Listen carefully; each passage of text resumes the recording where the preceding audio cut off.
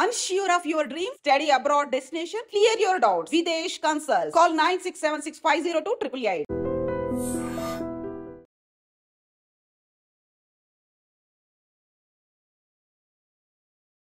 ఇప్పటికే దేశవ్యాప్తంగా వానలు దంచి కొడుతున్నాయి. అనేక ప్రాంతాలు చెరువులను తలపిస్తున్నాయి. మరొక వైపు విశాఖ తుఫాను హెచ్చరికల కేంద్రం ప్రీ మాన్సూన్ కబురు చెప్తోంది. నైరుతి రుతుపవనాలు 9 రోజులు ముందుగానే ప్రవేశించాయి. ఇతర రాష్ట్రాలు కూడా విస్తరిస్తున్నాయని చెప్తున్నారు. అలాగే రాగల 24 గంటల్లో పశ్చిమ మధ్య బంగాళాఖాతంలో అల్పపీడనం కూడా ఏర్పడబోతోంది. దీని ప్రభావంతో అనేక రాష్ట్రాల్లో భారీ నుంచి అతి భారీ వర్షాలు నమోదయ్యే అవకాశం ఉందని చెప్తున్నారు. ప్రజెంట్ మనతో పాటు వాతావరణ శాఖ అధికారి జగన్నాథ్ కుమార్ గారు ఉన్నారు.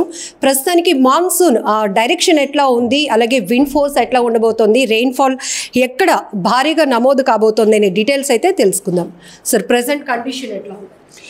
ఒకటి 24వ తేదీన కేరళ తీరాన్ని తాకిన ఋతుపవనాలు ఈరోజు ముంబై, పూణే, షోలాపూర్, కాలాబుర్గి, మహబూబ్ నగర్, కావలి, అగర్తల, గోల్పారా మీదుగా నార్దర్న్ లిమిట్ ఆఫ్ మాన్సూన్ని సూచించడం ద్వారా తమ ఆగమనాన్ని దక్షిణ కోస్తాలోని కొన్ని జిల్లాలు, రాయలసీమ జిల్లాలకు విస్తరించిన విషయాన్ని తెలియజేస్తుంది.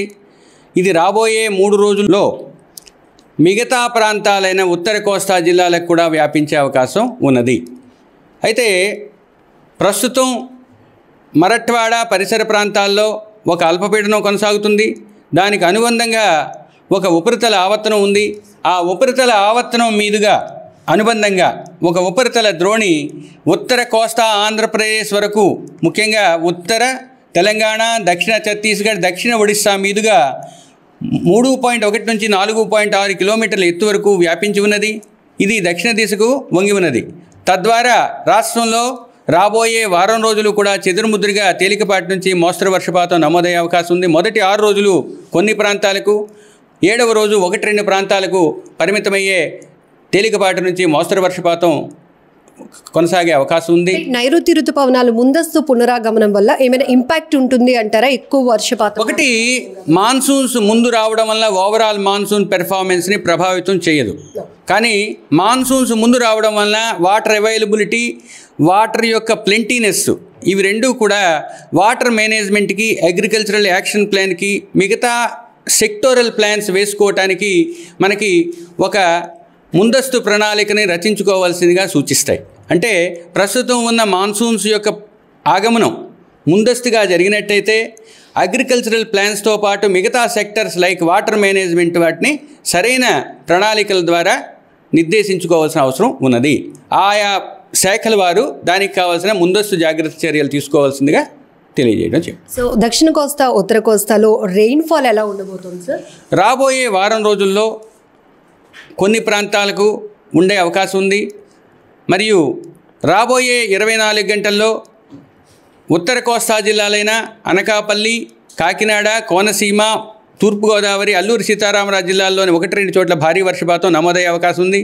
రాబోయే తదుపరి 3 రోజులు కూడా ఉత్తర కోస్తా జిల్లాల్లో, దక్షిణ కోస్తా జిల్లాల్లోని 3-4 రోజుల్లో 1-2 చోట్ల భారీ వర్షపాతం నమోదయ్యే అవకాశం ఉంది.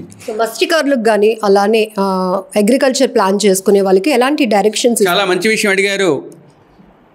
ముఖ్యంగా స్థిరమైన బలమైన ఋతుపవన గాలులు వీచటం వలన, ప్రస్తుతం స్క్వాలీ వెదర్ కూడా ఉండటం వలన కోస్తా జిల్లాల వెంబడి ఆవల కూడా 35 నుంచి 50 కిలోమీటర్ల వేగంతో, గరిష్టంగా 55 కిలోమీటర్ల వేగంతో గాలులు వీచే అవకాశం ఉన్నది.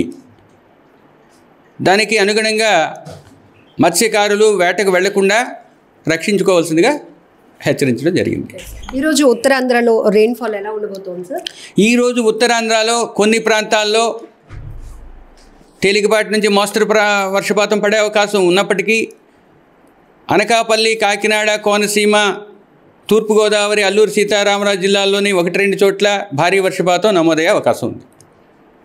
సో ప్రీ మాన్సూన్ ఎఫెక్ట్ వల్ల ఇప్పటికే ఏ రాష్ట్రాల్లో ఋతుపవనాలు విస్తరించబోతున్నాయి అనే విషయాన్ని కూడా వాతావరణ శాఖ హెచ్చరిస్తోంది. మరొక వైపు వేటకు వెళ్లే మత్స్యకారులు విండ్ ఎఫెక్ట్ ఎలా ఉండబోతోంది, ఫోర్స్ఫుల్గా ఉండబోతోంది కాబట్టి మత్స్యకారులు చాలా జాగ్రత్త వహించాల్సిన అవసరం కూడా ఉంది. మరొక వైపు అగ్రికల్చర్ ప్లాన్ ఏదైతే ఈ పంటలకు సంబంధించి రైతులు కూడా అలర్ట్గా ఉండాలి.